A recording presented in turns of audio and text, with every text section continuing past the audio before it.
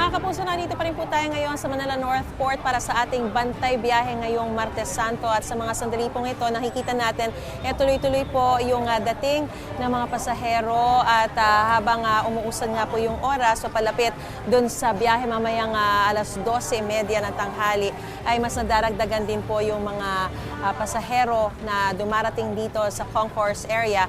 Yung mga nakikita po natin na mga pasahero dun sa bandang gawi, dun sa aking likuran na may mga dalang mga luggage, iniiwan po nila yung kanilang mga bagahe doon at kumukuha sila ng porter para dalhin na yung kanilang mga gamit diretso na doon sa barko.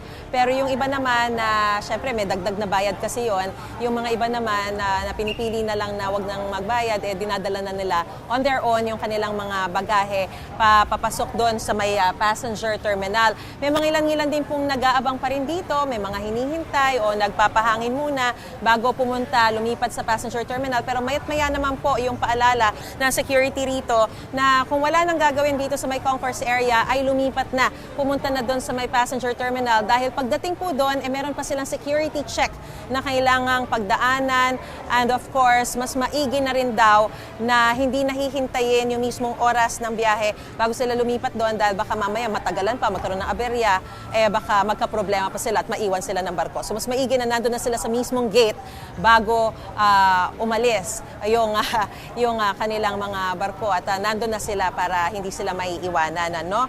At talaga namang mahigpit yung pinatutupad na seguridad dito sa Manila North Port. Ang inaasahan po ay wala namang mga delay sa mga biyahe. Mamaya po 12:30 ng tanghali ay biyaheng Bacolod, Iloilo at Cagayan na yung barko na aalis dito. Kaninang alas 5 ay umalis naman yung sa Cebu at Tagbilaran papunta sa Bohol.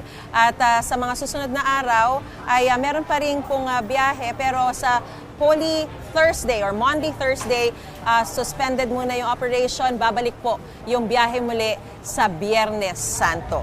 Gusto mo bang mauna sa mga balita? Mag-subscribe na sa GMA Integrated News sa YouTube at tumutok sa unang balita.